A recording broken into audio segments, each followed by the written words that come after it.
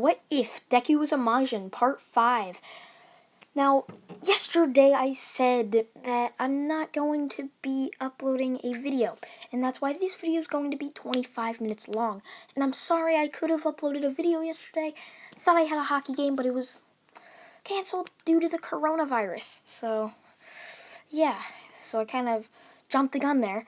But let's get started. Where I left off, All For One was just killed by Izuku, and Shigaraki basically burned his body but disintegrated it.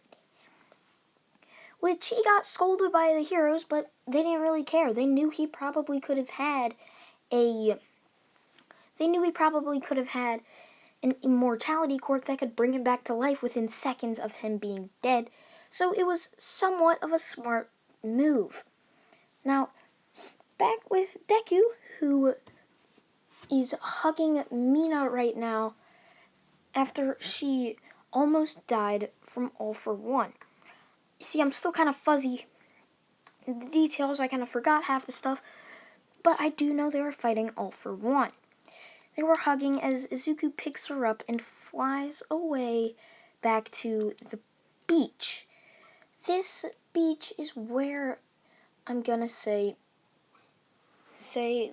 they went on their first date.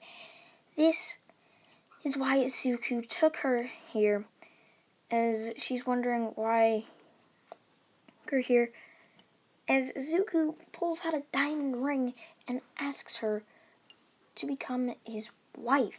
She of course says yes, and I know it's been 6 months since they started and they're in their first year of high school, but that doesn't really matter right now, as they're gonna be happy. Once they get back, they announce their relationship, which the whole school accepts. They don't really care whatsoever, as they knew it was going to eventually happen. Just why not sooner? So once they announce it, Aizawa announces that they're gonna have to go get hero licenses for their quirks. But he goes up to Izuku and asks him to have something tested. Remember, Izuku already has his hero license. When he and Mina had to do for an internship, he had to get a permanent quirk usage license. So since he already has one, he doesn't have to do it. Now, once they're inside of the lab, Aizawa takes some of Izuku's blood, and he comes back with test results. So as Aizawa's looking at it, and he's like, well, Midoriya, I have sort of bad news, but it's not that bad. You're quirkless. Izuku's just like, what do you mean? My quirk's Majin. Aizawa just looks at him and he's like, well, your quirk's kind of Majin. You are Majin. You are an alien. You're half Majin, half human.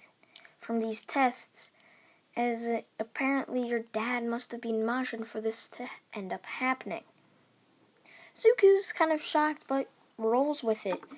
After Mina and everyone gets back from the test, he asks them if they're okay with him being an alien.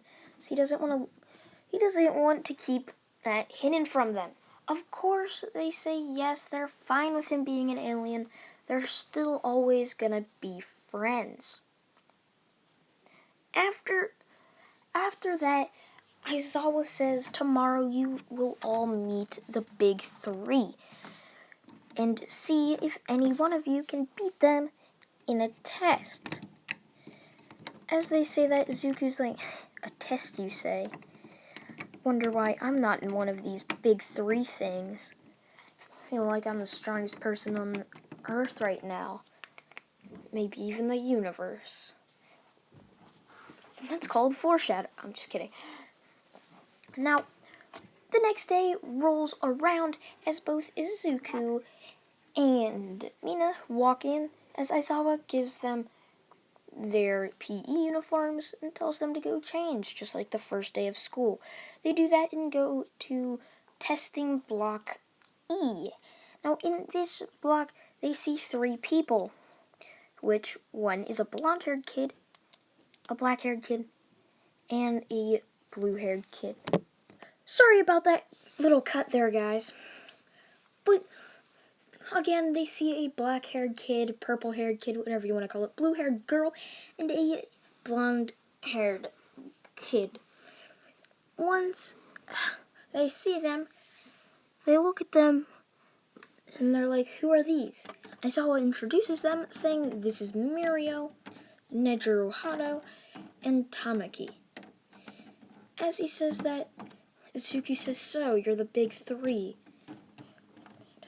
I wouldn't want to be the last spot, because I'm here to take one of your spots away from you.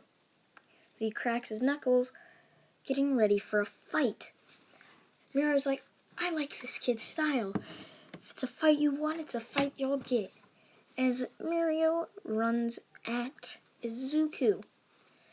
Once there, he tries to punch Izuku, only for Izuku to block his fist and crack it back.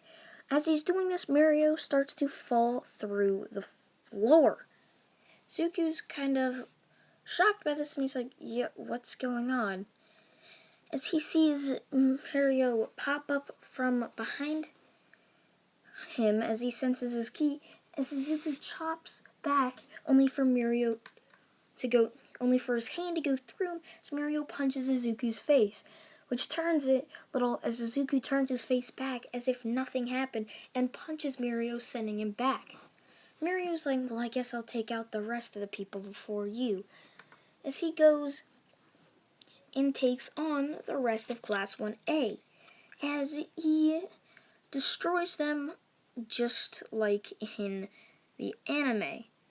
It was quite sad how easily they were beaten. Now, once that's done, Izuku charges right at Mirio once again. As Izuku sees that his energy presence disappeared, Izuku tries to follow the faint scent of ki, which he can, to turn around as he points behind him and says, Izuku make you chocolate, turning him into chocolate, winning the match as Izuku grabs onto him, puts him into a headlock and says, Izuku make you not chocolate, as he is now stuck in a headlock, which he can't use his quirk for some unknown reason. After that, Mirio and Izuku somehow become good friends, as pretty much all, well, yeah, who cares? Now, Izuku and everyone's trying to find out what they're going to be doing for their second internships, which I can't really remember what they're called, like hero scouting or something like that. I didn't really watch the overhaul saga, but I know the really important parts. Izuku is walking down with Mirio after joining Sir Nida's agency by easily catching the stamp and stamping the paper. As they're walking down, Izuku runs into a little girl, which he can sense the emotion out of her being distressed and unorganized. Izuku's obviously shocked by this, as he's like, what's a little girl like you doing out here? She's like, as she just hugs him and starts to cry, as Overhaul comes out and says, excuse my daughter. I'll take her from you now. As Izuku just puts her behind him and he's like, I don't think so. As Overhaul charges right at Izuku and touches him, only for nothing to happen. Izuku just cracks his neck and he's like, shield barrier. Ki barrier. Always works. As Izuku winds his fist back and punches him right in the face, instantly knocking him out. Somebody comes up from behind Overhaul and shoots Zuko with a weird red syringe type thing. Zuko takes it out and chucks it right at the person who shot it, hitting him square in the eye as he knocks out from the pain. Izuku obviously doesn't really care for this as he continues to walk back to where Eri was, as he gave her to Mirio to protect her. Once he gets there, Eri goes up and hugs him and says, Thank you, sir. Thank you. What's your name? Zuko just says, oh, I'm Majin Izuku. It's my hero name, at least. If you want, you can call me Izuku. She's like, okay, Izuku. As Izuku takes her back and tells Yue, she don't know what's going to happen to her. Izuku steps up and says he'll adopt her. Yue doesn't think he's responsible enough, but he says he is probably the strongest person on Earth. As they're like, yeah, I guess you can take her, but that's okay, I guess you can take him and adopt her, but she needs a mother. Izuku nominates his wife, Mina, which, once they call her up, he tells her about the idea, and she's obviously thrilled.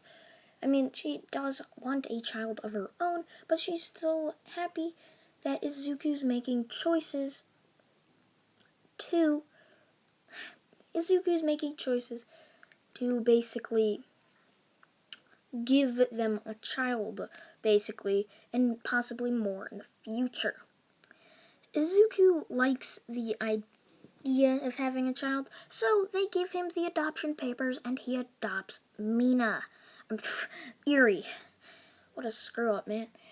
Now, once that is done, he's like, alright, Eri, I'm your new dad, and this is Mina, your new mom. She's like, Dad? What's that? And Suzuki's just like, they've shielded her of knowledge. Smart, but also sad.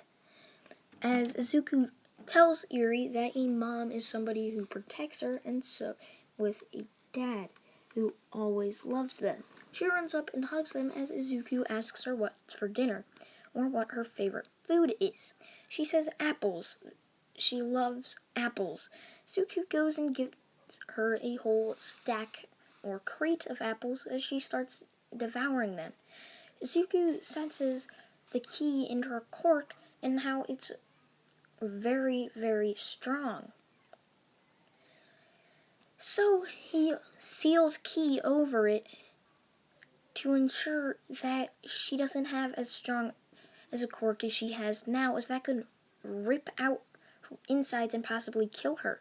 Which I'm going to say she has the level of a cork of around Bakugo, while before he sealed it away, she was probably at an All Might level scale with her rewind.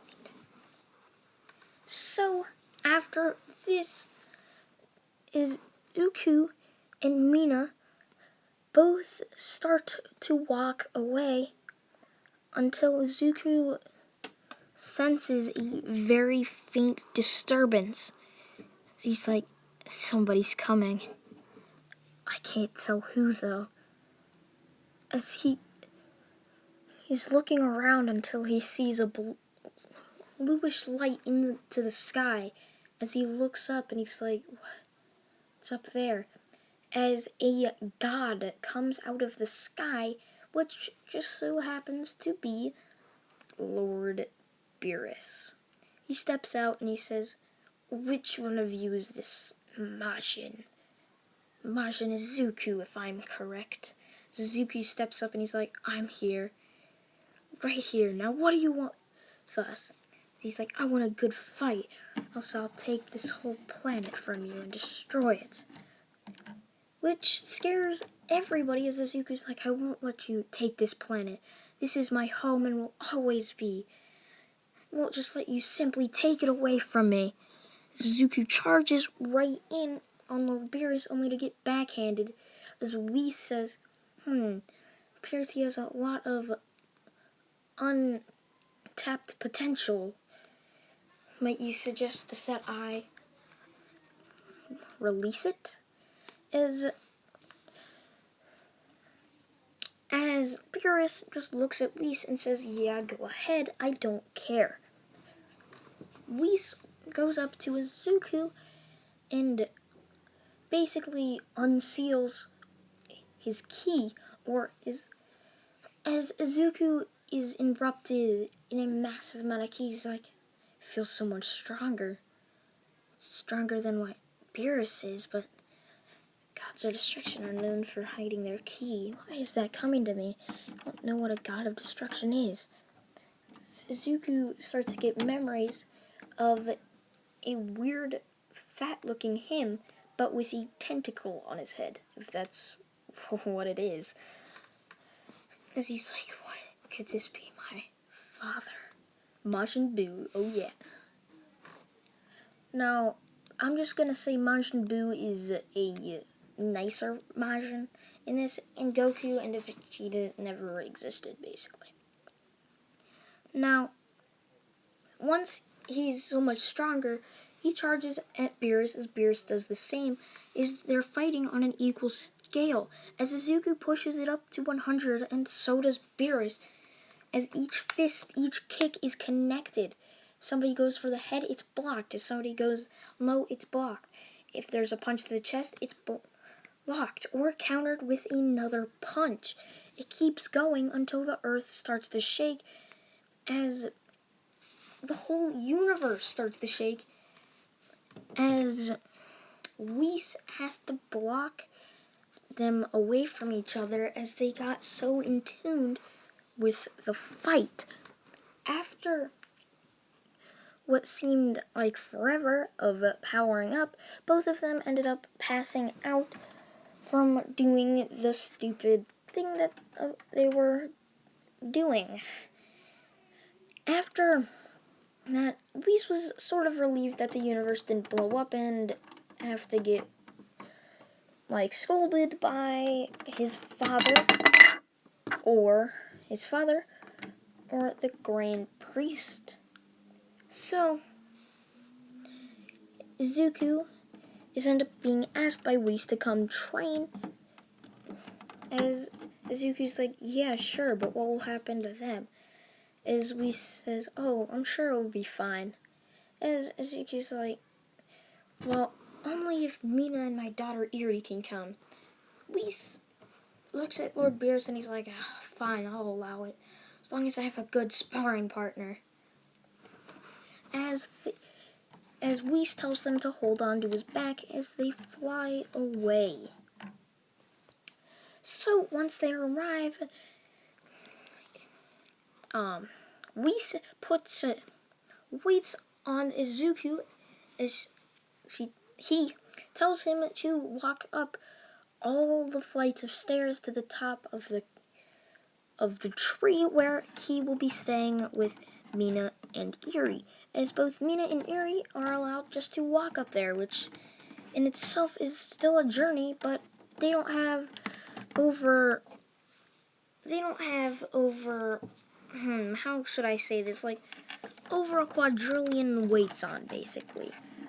Or, I don't know what the scale is or how strong Izuku is. I mean, I should, but don't. So once Izuku's finally done, it passed by probably a week.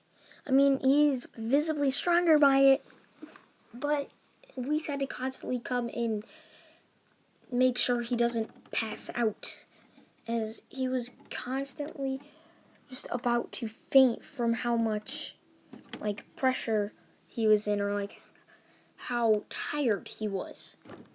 So Whis makes him do this a couple more times until about 2 months have passed. Nothing has happened in the MHA universe, as Izuku is happy that peace has lived throughout the world so far. Now, until one fateful day around a year in training happens. Eri is now 8, And Izuku has a child, a human child. Izuku, before doing it with Mina, asked that she become a Majin like him, just so she was stronger and could protect herself easily, basically. He also asked that Eri become his real and Majin daughter. So, after all that happened, Mina is carrying another child as another one is born. That's when Lord Beerus finally decides something that will decide his fate. He looks up at Izuku as he tells him, let's end this fight once and for all. If you win, it's fight to the death. If you win, you're the new god of destruction. If I win, I'll be disappointed that all this training was for nothing. So don't disappoint me, Izuku. As Whis puts sort of a perfect cube around them, as they both charge at each other. Fist after fist, kick after kick. They were constantly attacking each other until they go back for their final attack. Suku charging a Kamehameha wave with Lord Beerus powering up a Hakai. Now, Izuku also knows the Hakai as he was trained by Whis just in case Lord Beerus randomly died. Now, once these attacks collided, Beerus was surprised, but not too much, to see his Hakai coming right back at him with a Kamehameha wave, powering it up to a supercharged Hakai, as it just consumes Lord Beerus, who tries to overpower it like Goku did in the canon series of Dragon Ball Z Super, but it failed as he ends up being consumed by the Hakai and vanishes into nothing. After this, Izuku is crowned the new god of destruction, with Mina being basically the goddess of destruction, sort of speak. Not really, though. She doesn't know Hakai or anything, but she's the god of destruction's wife. I'm not sure if you're allowed to have one, but for Izuku, they're making an exception. That's what I can tell you. Now, once Izuku comes back wearing these fancy clothes with all the other people pretty much a little bit stronger, with Mina being way stronger than everyone, as everyone walks up to them and they're like, yo, Izuku, what happened over these 2 years? So he's like, oh, nothing, I just became the god of destruction for our universe. So they're like, what does that mean? And he's like, oh, I have to go around destructing planets and species if they're not worth to keep the value of my universe up. If it goes down too low, the Omni King might destroy us. So they're like, so why have you come back? As his face turns into a grim expression, he's like, you filthy humans have made my mortal level so low. As everyone just gets freaked out.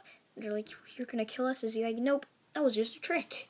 I come back just to say that I'm probably not gonna be able to come back with Mina for a much longer time, so I'm back with you guys just to have a little bit more fun. And they're like, yeah, let's all have fun before Izuku has to leave. So they all jump into the air. After this, they all go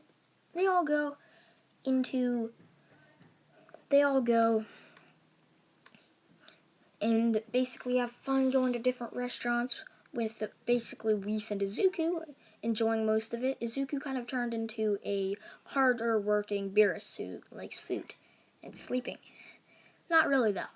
Now, after this, they're sad to say goodbye, but they end up having to, as Whis drops off Izuku, Mina, and her first son. So that's where I'm going to leave it off, guys. Hope you guys did enjoy What If Deku Was a Majin Part 5. Part 6 might be out on Monday, but it's going to be a very short one. See ya, guys. Bye.